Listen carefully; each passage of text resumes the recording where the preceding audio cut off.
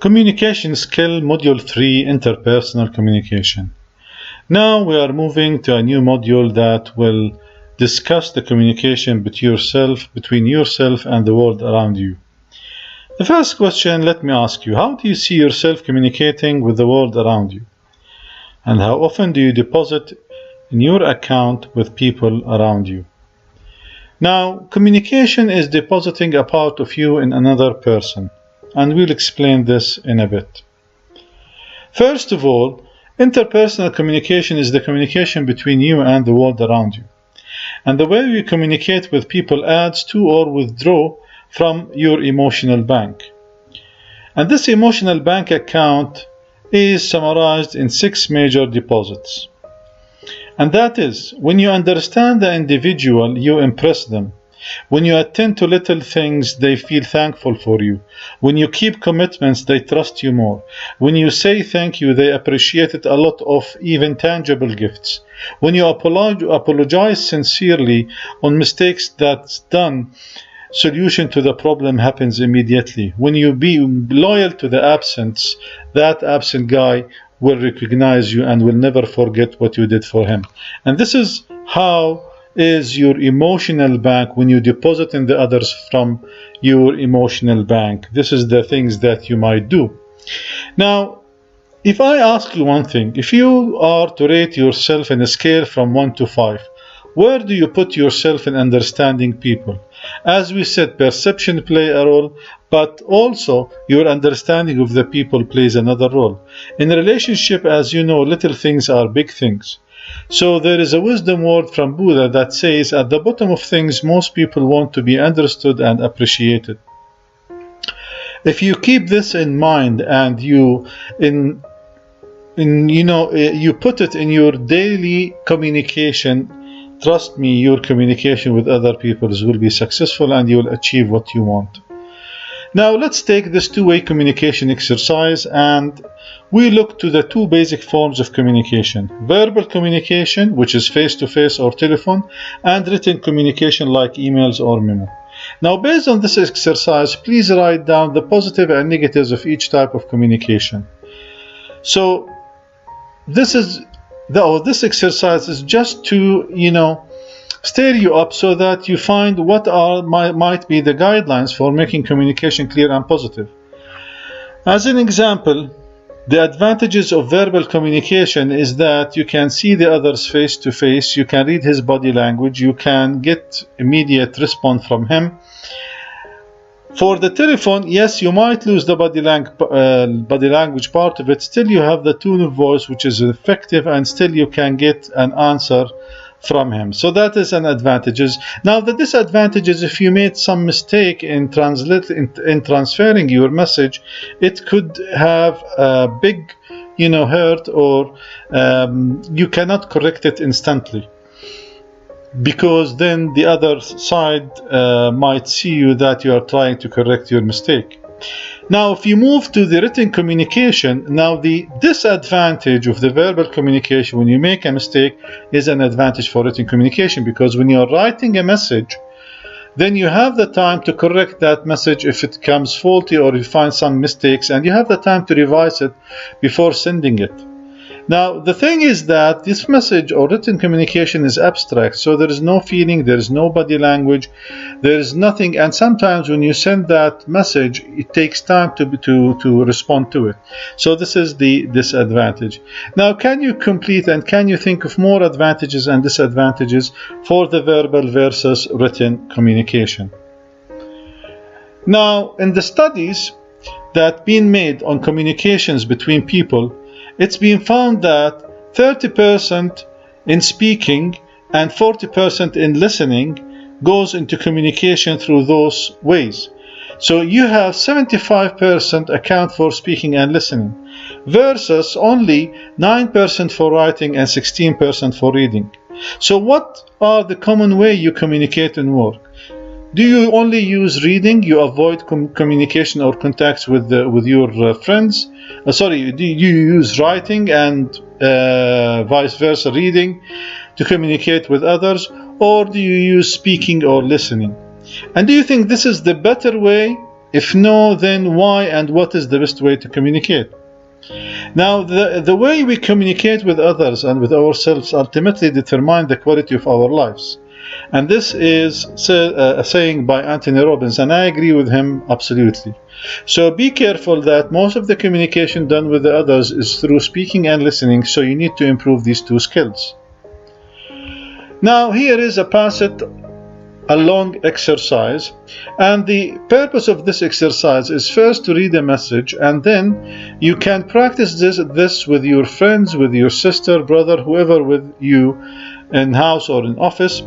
And after you print the exercise, which is this one, you read this message carefully, okay, and then you leave the paper aside and you go to the other person. Let's suppose you have 4 people including you, and you tell the story to the one beside you, and then he needs to, whatever he heard from you, he needs to move to the other person and tell him the story. Tell the last person, where the last person, after he hears the story, he needs to tell you what he understood or what he memorized out of this story, and then you compare what he said to this already pre-written message. This is a hypothetical message, and then you compare and you see how different is the message, the written message or the exercise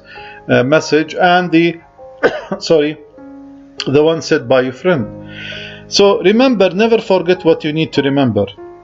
And also, as a question, are you intelligent in recalling back what has been told to you? And do you think you need to use a confirmation statement for a better recalling back? I think from this exercise you are convinced now that you need to be careful when you recall messages that is heard from others, and you need to always ask confirmation statement that you understand the message so that you better recall it when you have been asked for. Now, this is another exercise which is very interesting exercise. It's called creative listening test. Now, please read the following statement and write down what is required. Now, I will read them to you, but you have to do the exercise itself. And in the package, you have also the exercise as it is included. You can download it as a Word document. Now, let's start and reading this statements. It's 14 sentences, and the first one says, read everything carefully before starting. Second one, write your name in the upper right hand corner of your paper. Third, circle the word name in sentence number 2. Fourth, draw 5 small squares in the upper left hand corner. Fifth statement, write an X beside each sentence. 6, sign your name under the 5 squares. 7th, draw a rectangle around sentence number 7. 8th, write an X in the lower left-hand corner of your paper B. 9th, draw a triangle around the X you have just put down. 10, on the back of this paper, multiply 703 by 12. 11, draw a rectangle around the word corner in sentence number 4. 12, on the back of the paper, add 8590 and 9805. 13, underline all even numbers in this test, and even means single numbers. And now, and 14th, now that you have finished reading everything carefully, do sentence 1 and 2. Now, after doing this exercise, I'm sure if you did it right, you will make it in a very short time.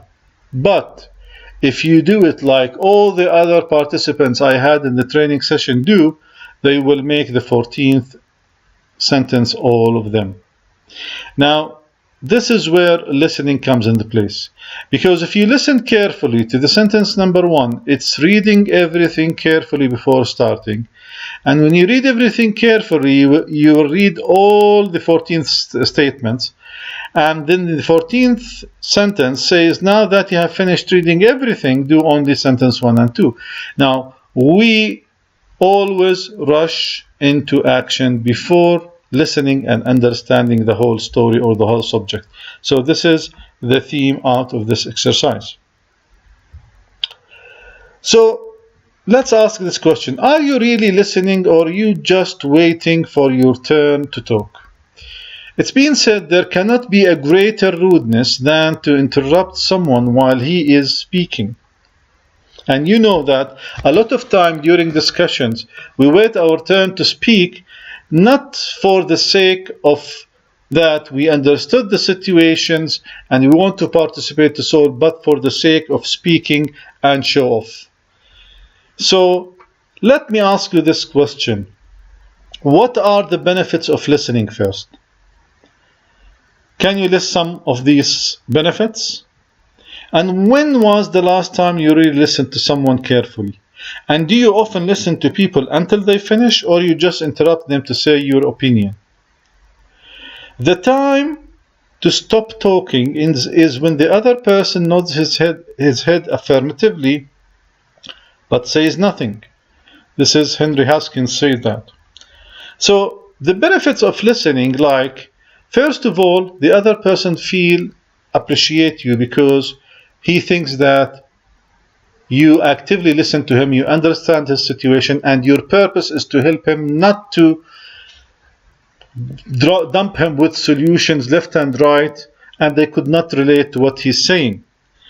And a lot of us, as I said, at the bottom of our heart is we need to be understood and appreciated, and this is what listening do. So, do we listen to understand or to reply? This is a very important question. Answer it honestly. It's nice to use the right slice of listening. And there are several reasons why do we listen. First of all, we listen for advising because we want to give advice, give counsel and solutions to the problem. So if we did not listen and understand the whole situation, the whole problem or the whole issue, how could we advise? Again, we listen to probe, digging for more questions to arrive to something in your mind or to collect facts. I would like to listen sometimes to interpret, explain motives and behaviors for the others. Sometimes I'd like to listen to evaluate, judging and either agreeing or disagreeing with the others. So without listening, I cannot advise, probe, interpret or evaluate.